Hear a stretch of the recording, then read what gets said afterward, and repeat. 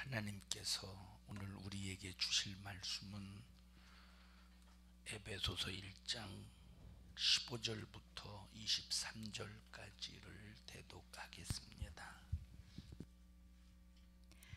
이를 인하여 주 예수 안에서 너희 믿음과 모든 성도를 향한 사랑을 나도 듣고 너희를 인하여 감사하기를 마지 아니하고 내가 기도할 때에 너희를 말하노라. 우리 주 예수 그리스도의 하나님 영광의 아버지께서 지혜와 계시의 정신을 너희에게 주사 하나님을 알게 하시고 너희 마음 눈을 밝히사 그의 부르심의 소망이 무엇이며 성도 안에서 그 기업의 영광의 풍성이 무엇이며 그의 힘의 강력으로 역사하심을 따라 믿는 우리에게 베푸신 능력의 지극히 크심이 어떤 것을 너희로 알게 하시기를 구하노라. 그 능력이 그리스도 안에서 역사하사 죽은 자들 가운데서 다시 살리시고 하늘에서 자기의 오른편에 앉히사 모든 정사와 권세와 능력과 주관하는 자와 이 세상뿐 아니라 오는 세상에 일컫는 모든 이름 위에 뛰어나게 하시고 또 만물을 그 발 아래 복종하게 하시고 그를 만물 위에 교회의 머리로 주셨느니라. 교회는 그의 몸이니 만물 안에서 만물을 충만케 하시는 자의 충만이니라. 아멘. 아멘. 교회 생활과 영적 생활이라고 하는 제목으로 지난 시간에 이어서 말씀을 전할 때 한 사람도 시험 들어 망하지 않기를 바라고 여러분의 영혼이 반드시 교회를 통해서 보호받기를 주님의 이름으로 축복합니다. 하나님께서 교회를 세우시고 우리를 이 교회 안에 두신 후에 하나님께서 교회에 권세를 주시고 교회의 권세를 통해서 우리를 보호하십니다. 그래서 마태복음 16장에 보니까 하나님께서 이 반석 위에 교회를 세우리니 이렇게 말씀하셨는데, 이 반석이라고 하는 말은 베드로를 뜻하는 것이 아니고 바로 이 반석은 예수 그리스도를 말합니다. 바로 교회를 하나님께서 어디에다 세우시느냐면 하나님이 세우신 교회는 예수 그리스도라고 하는 터 위에 교회를 세우신 겁니다. 다시 말하면 이 반석이라고 하는 의미는 암석이다. 다른 말로 바꿔 말하면 어떤 충격을 받아도 절대 깨지지 않는 암석을 반석이다 라고 하는 표현을 써서 마태복음 16장에 말씀하고 있습니다. 하나님께서 교회를 세우실 때 아무 곳에나 세우신 것이 아니라 바로 예수 그리스도라고 하는 토 위에 교회를 세우셨으니, 여러분 어느 누가 예수 그리스도를 깨뜨릴 자가 있겠으며 예수 그리스도를 무너뜨릴 자가 있겠습니까? 세상 아무것도 예수 그리스도를 깨뜨릴 어떤 능력도 권세도 없습니다. 예수님만이 힘이고 권세고 주관자고 전능자고 능력자이기 때문에 이 반석 위에 교회를 세우셨다. 왜 세우셨느냐? 나와 여러분들을 교회 안에 두시고 우리를 보호하시려고. 그래서 이 교회의 권세라고 하는 것은 대단한 권세입니다. 여러분 이 세상에서 하나님 다음으로 권세 있는 게 마귀입니다. 여러분 마귀의 권세가 얼마나 대단하냐? 마귀의 권세는 살리는 것 말고 다 모든 것을 할 수 있는 것이 마귀 권세예요. 마귀가 할 수 없는 것이 딱 한 가지인데 하나 살리는 겁니다. 이것 말고 마귀 역사가 모든 걸 다 할 수 있으니 얼마나 대단한 권세입니까? 그런데 만약에 우리 인간이 하나님과 분리되면 이 엄청난 권세자 마귀에게 70년 80년 인생의 삶을 살면서 짓밟히고 또 짓밟히고 또 짓밟히다가 결국 어디 가느냐? 지옥 간다 이 말이에요. 그러니 마귀 권세를 해볼 장사는 세상에 아무것도 없습니다. 여러분 교만하지 마십시오. 우리는 아무것도 아닙니다. 하나님과 분리되어서 떠나면 마귀가 한 번 딱 내 영혼의 목덜미를 잡고 그 순간부터 나를 좌우지하는 순간부터 마귀에게 비참하게 짓밟히다가 영원한 지옥의 형벌을 피할 수 없는 아주 저주받을 아주 초라한 비참한 신세가 되는데, 우리 절대 교만하여 함부로 까불지 말고 항상 주님 앞에 겸손함을 기도해가면서 예수 그리스도에 세워진 교회 안에서 보호받기를 바랍니다. 그런데 사람들이 교회를 막 욕하고 비판합니다. 사람들이. 여러분, 세상에서 가장 두려운 일이 교회 비판하는 일이에요. 왜? 하나님이 교회를 세우신 목적이 이 교회에 마귀 권세를 이기는 권세를 두시고, 그래서 음부의 권세가 교회를 이기지 못하리라. 하나님 다음으로 최고의 권세자가 마귀 권세인데, 요 마귀 권세를 이길 수 없는 권세가 교회의 권세래요. 그리고 우리 구원받은 하나님의 자녀들을 교회 안에 두시고 교회의 권세로 마귀 권세를 마귀 권세가 감히 까불지 못하도록 지켜주신다. 엄청난 역사지. 그런데 교회를 비판하고 욕한다? 이건 죽으려고 작정한 짓입니다. 이건 망하려고 작정한 짓이라 이 말이에요. 다시 말하면 자기 안에 마귀 권세, 음부의 권세, 사단의 권세를 파괴시킬 이 엄청난 권세를 스스로 내버리는 아주 미련한 사람이에요. 여러분은 교회를 보호하는 사람이 되어야 교회의 권세를 통해서 보호받는 사람이 되지. 여러분, 어떤 사람 얘기를 들어보면 막 자기 교회를 막 신랄하게 비판합니다. 욕하고. 이 사람이 천국 가겠습니까? 이 사람 무슨 권세에 짓밟히겠어요? 마귀 권세에게 잔인하게 짓밟히지. 여러분, 우리는 하나님을 떠나서는 살 수 없는 자들입니다. 읽어보세요. 하나님을 떠나서는 나를 떠나서는 살 수 없다.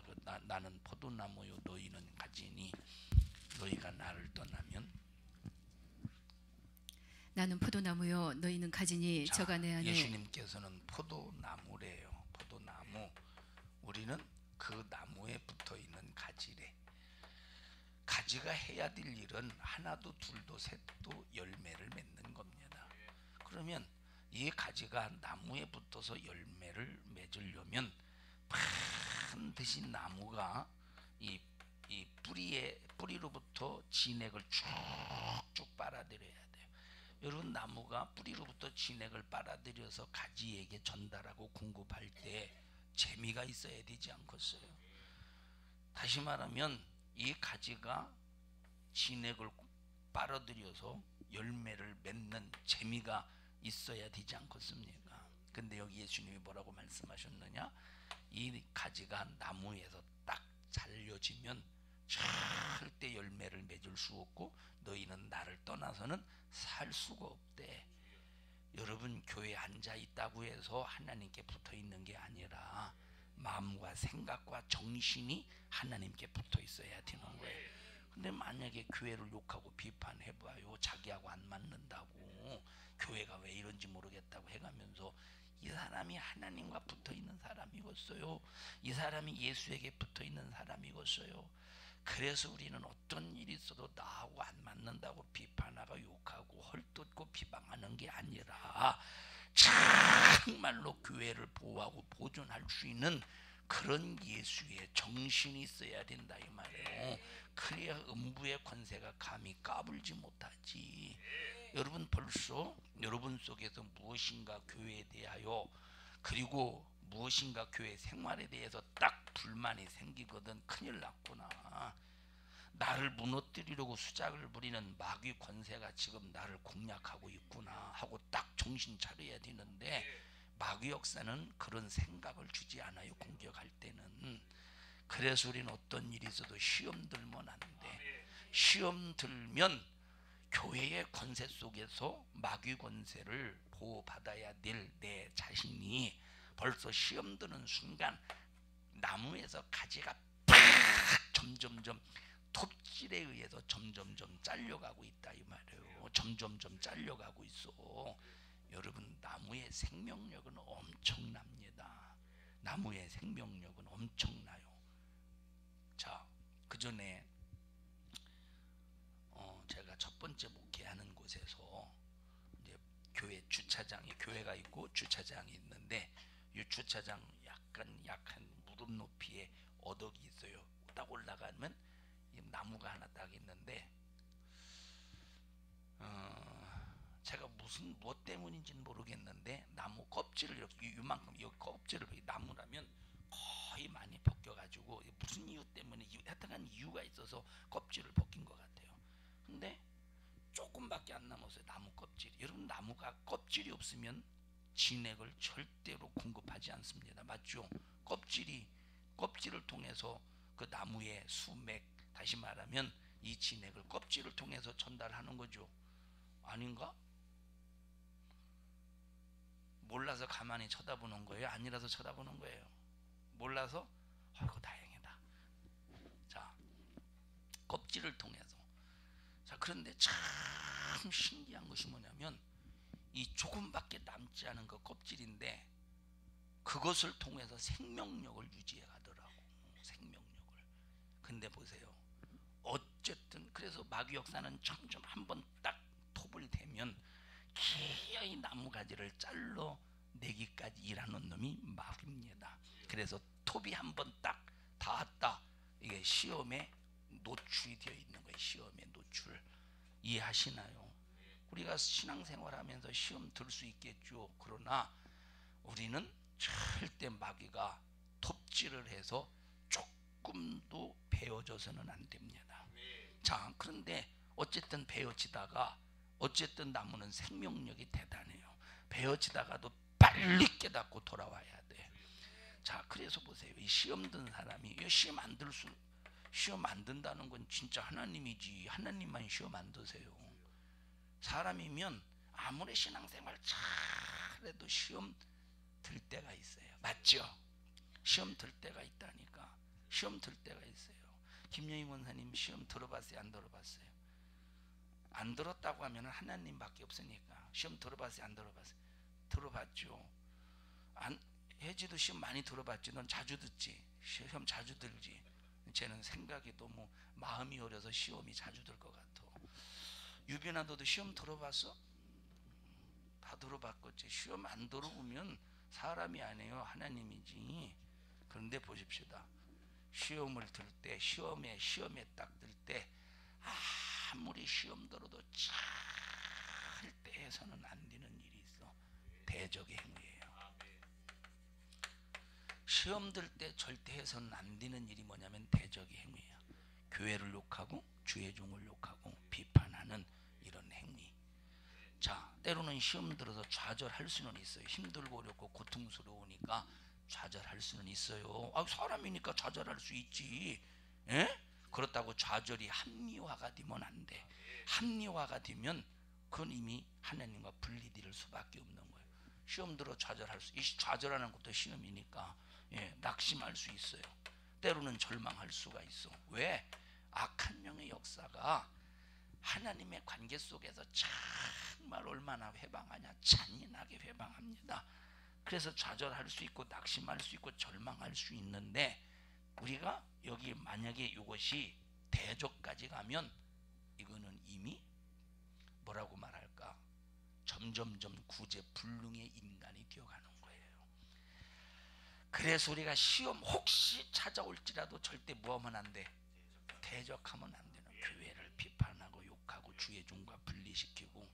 제가 어제 저녁에 기도해가면서 어젯밤에 기도회 때 있잖아요. 어제 저녁에 기도해가면서 갑자기 하나님께서 주신 생각이 있었어요. 그래서 제가 여기다가 메모를 해놨는데 한번 잘 들어보세요. 메모를 해놨는데 뭐라고 메모를 해놨느냐. 자,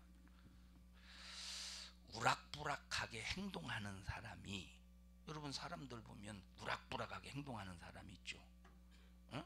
다시 말하면 그저 다른 사람 배려하지 않고 그저 그냥 자기가 말하고 싶은 대로 행동하고 싶은 대로 행동하는 사람이 있어요. 막 이 성격적으로 다혈질적으로 그렇게. 자, 그런 사람이 교회의 파장을 일으키거나 성도를 시험 들기 위해서 교회를 무너뜨리려고 하는 것보다 선한 척, 착한 척, 의로운 척, 우애주는 척 하면서 자기 편으로 끌어들여 인본주의로 무너뜨리는 것이 훨씬 더 무섭습니다. 이해하셔요? 어제 기도하면서 이 생각이 하나님께서 이 생각 속에 이런 마음을 딱 주시는 거예요. 왜 그러냐? 전자는 알아차리기로도 하지. 예를 들어서 케이지가 우락부락하게 막 사람들 그렇게 하는 거 아니에요? 왜? 하면 상대방이 상처받을 거 아니에요. 에? 그건 알아차리기라도 하지. 그런데 의로운 척, 선한 척, 아주 겸손한 척, 위해주는 척, 사랑해주는 척 해가면서 인본주의로 무너뜨리면서 점점 이런 식으로 대적하는 행위는 전혀 눈치를 못 채. 이걸 광명의 천사로 가장한 마귀 역사라고 그러는 거예요. 이런 식으로 역사하는 이 마귀 역사는 이건 분별이 안 된다니까. 이거는 분별이 되겠어요? 웬만한 영적인 눈이 열리지 않고는 절대 분별이 안 되는 거예요.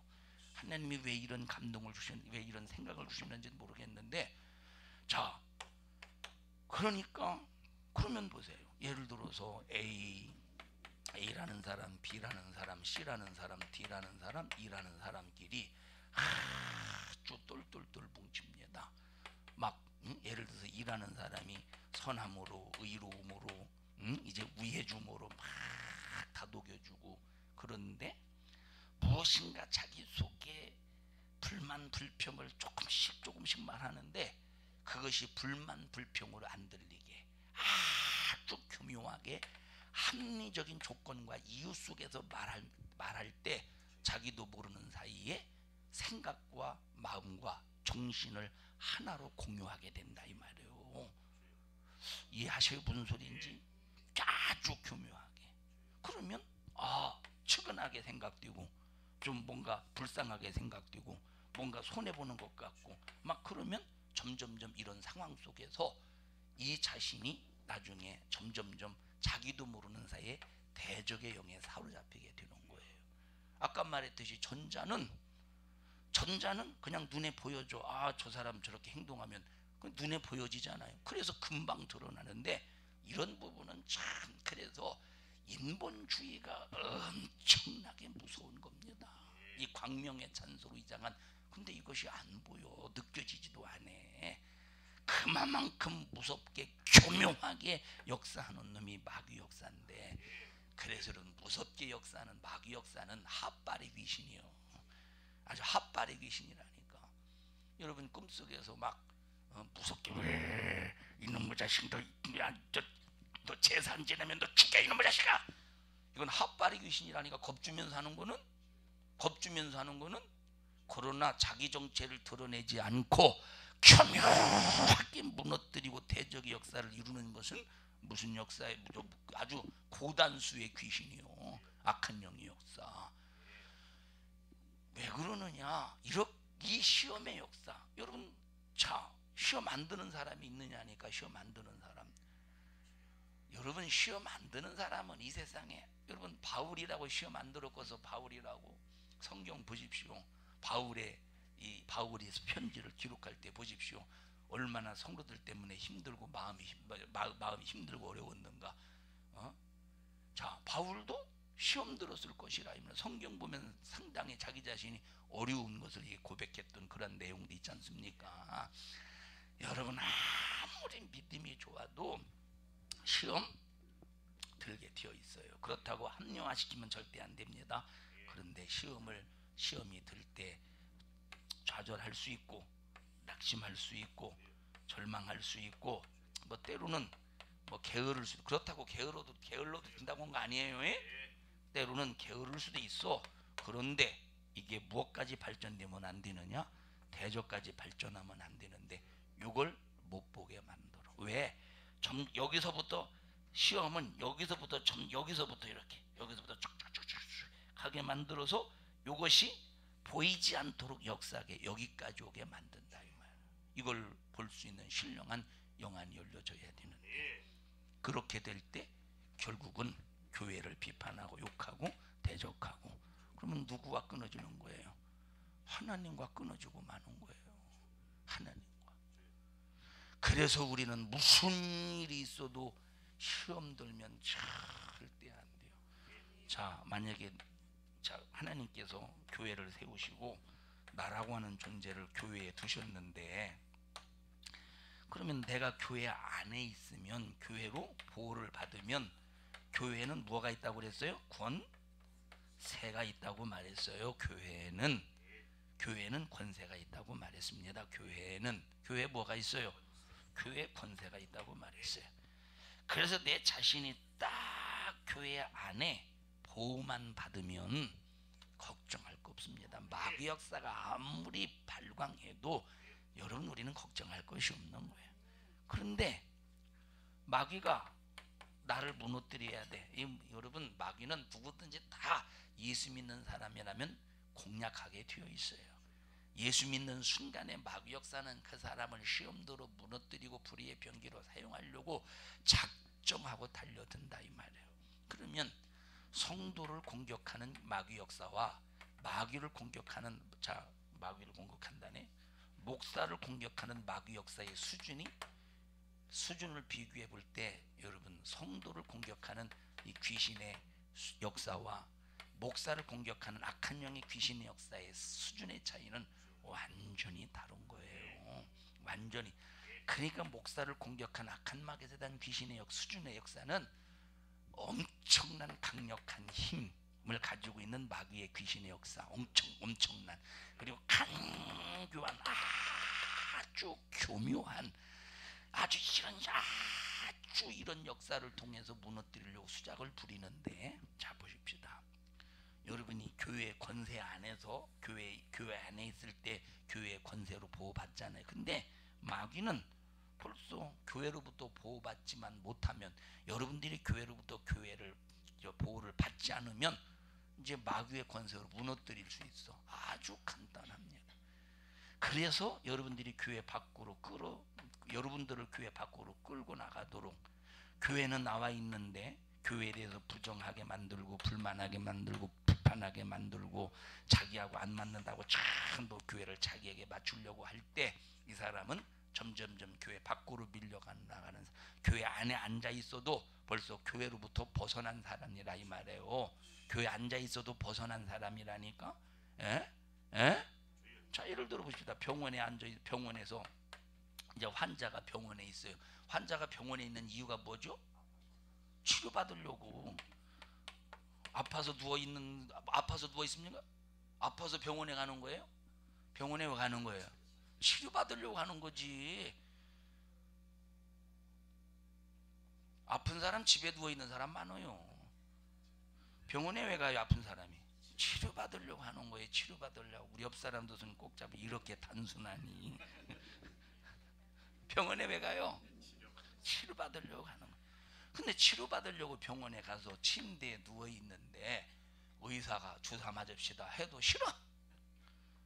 약 먹읍시다 해도 싫어. 그럼 이 사람 병원에 앉아 있을 이유가 있어요, 없어요? 전혀 없지.